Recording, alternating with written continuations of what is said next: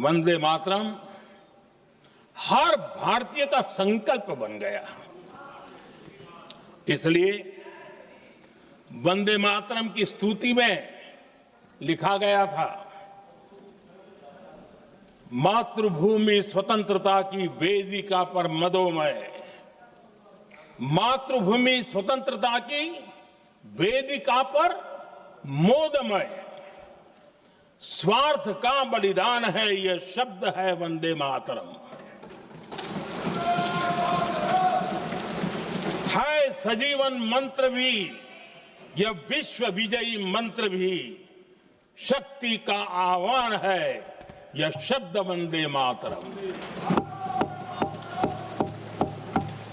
उष्ण शोणित से लिखो, वक्षस्थली को चीरकर, वीर का अभिमान है यह शब्द वंदे मातरम। आदरणीय अध्यक्ष जी, कुछ दिन पूर्व जब वंदे मातरम 150 का आरंभ हो रहा था, तो मैंने उस आयोजन में कहा था, वंदे मातरम हजारों वर्ष की सांस्कृतिक ऊर्जा भी थी, उसमें आजादी का जज्बा भी था और आजाद भारत का विजन भी था। अंग्रेजों के उस दौर में एक फैशन हो गई थी भारत को कमजोर, निकम्मा, आलसी, कर्महीन, इस प्रकार भारत को जितना नीचा दिखा सके ऐसी एक फैशन बन गई थी। और उसमें हमारे यहां भी जिन्होंने तैयार किए थे वो लोग भी वही भाषा बोलते थे। तब बंकिम दा ने उस हीन भावना को भी झकझोरने के लिए और सामर्थ्य का परिचय कराने के लिए वंदे मातरम के भारत के सामर्थ्यशाली स्वरूप को प्रकट करते हुए आपने लिखा था,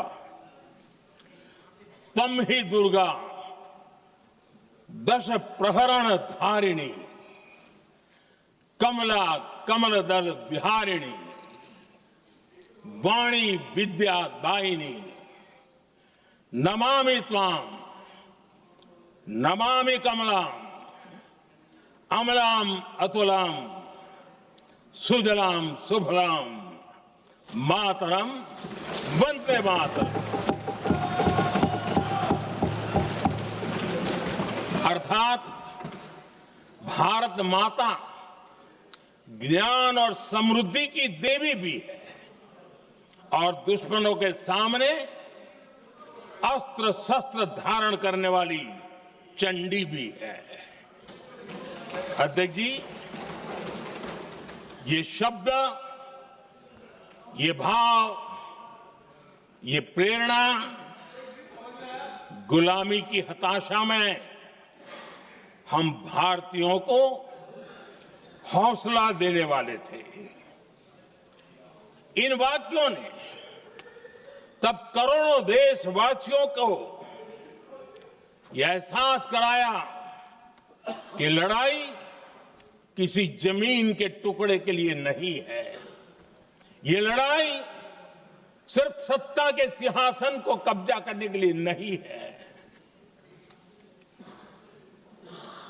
ये गुलामी की बेड़ियों को मुक्त कर हजारों साल की महान जो परंपराएं थी, महान संस्कृति, जो गौरवपूर्ण इतिहास था, उसको फिर से पुनर्जन्म कराने का संकल्प इसमें था।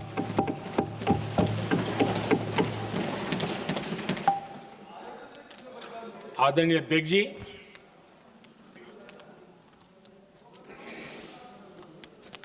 वंदे मातरम, इसका जो जन जन से जुड़ाव था,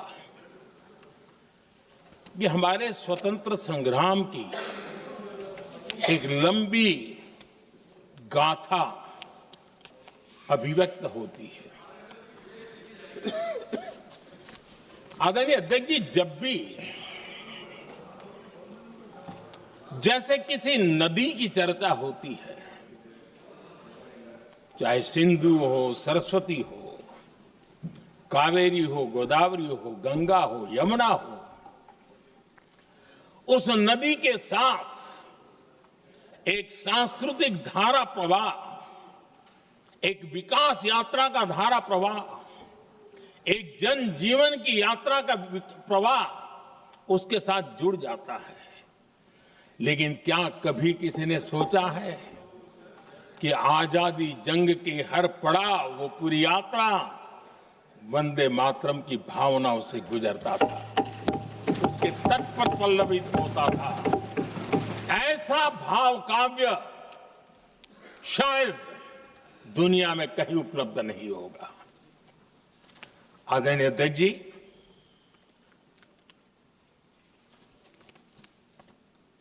अंग्रेज समझ चुके थे कि 1857 के बाद लंबे समय तक भारत में टिकना उनके लिए मुश्किल लग रहा था।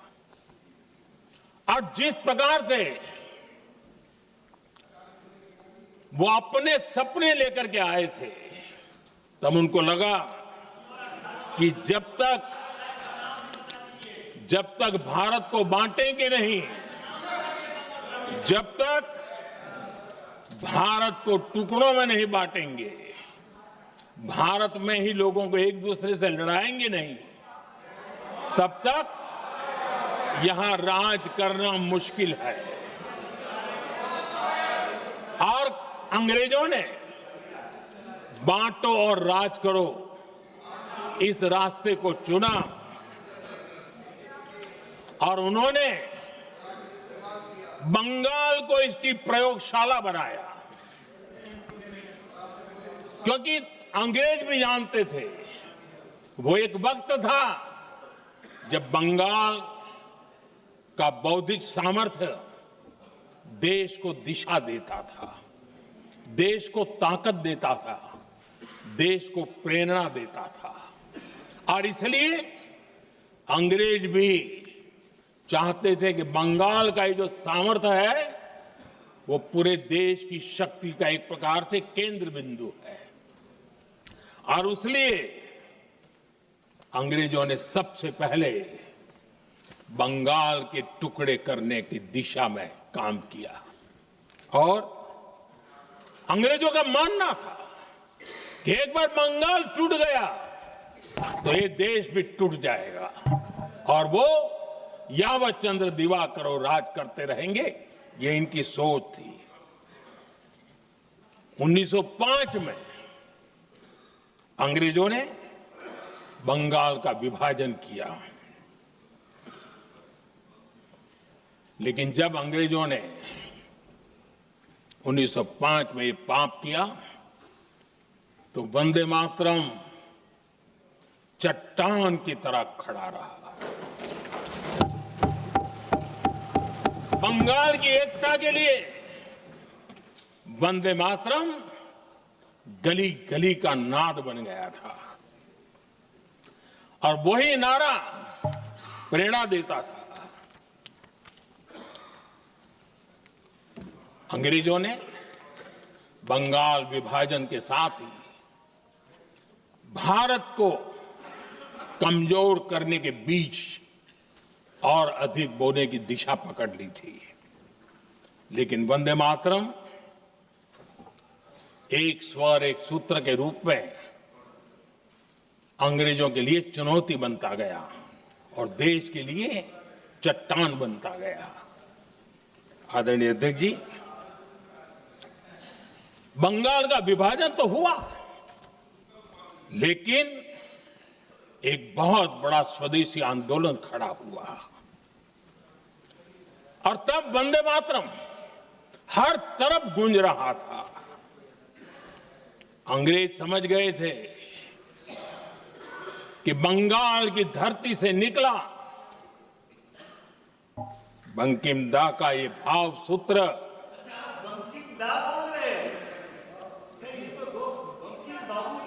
बंकिम बाबू बोले। अच्छा, थैंक यू,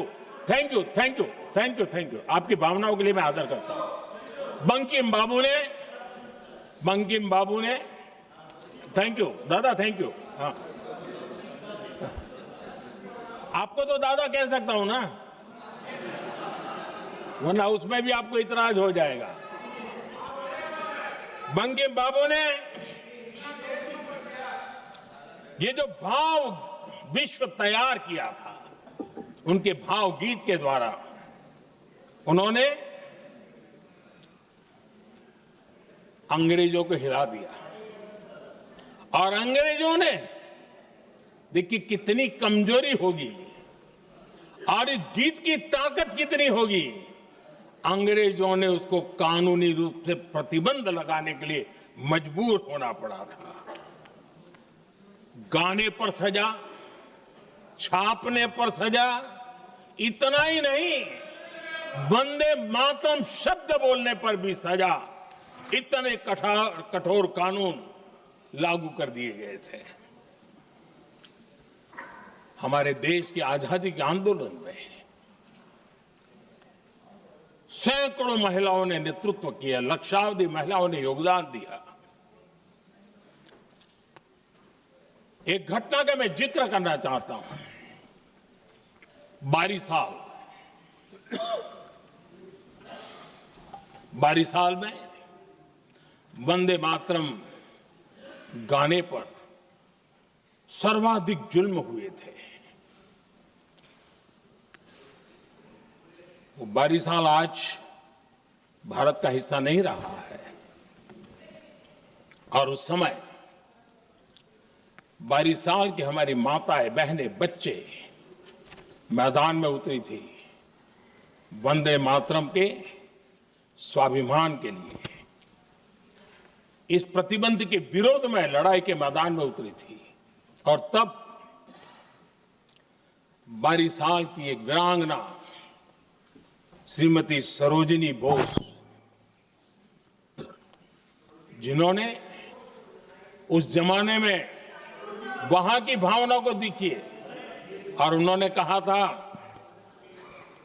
कि वंदे मातरम जो प्रतिबंध लगा है, जब तक ये प्रतिबंध नहीं हटता है, मैं अपनी चूड़ियां जो पहनती हूं निकाल दूंगी। भारत में वो एक जमाना था, चूड़ी निकालना यानी महिला के जीवन की एक बहुत बड़ी घटना हुआ करती। लेकिन उनके लिए वंदे मातरम की वो भावना थी। उन्होंने अपनी सोने की चूड़ियां, जब तक वंदे मातरम प्रतिबंध नहीं हटेगा मैं दोबारा नहीं धारण करूंगी, ऐसा बड़ा व्रत ले लिया था। हमारे देश के बालक भी पीछे नहीं रहे थे। उनको कोड़े की सजा होती थी, छोटी छोटी उम्र में उनको जेल में बंद कर दिया जाता। और उन दिनों खास करके बंगाल की